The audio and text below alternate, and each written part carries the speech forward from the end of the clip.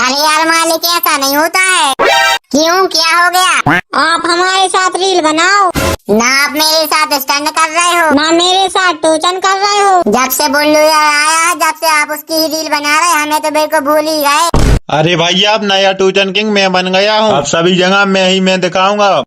अरे बेटा तुम भूलो मत, हम भी एक टाइम के किंग थे, किंग। भैया तुम अपने टाइम के किंग थे, अभी का किंग तो मैं हूँ। चारों तरफ सिर्फ मेरा ही रूल चल रहा है। बेटा अब तो तुझे भाई लोग कमेंट में ही बताएंगे, भाई लोग कमेंट में जरूर से बता कर जाना।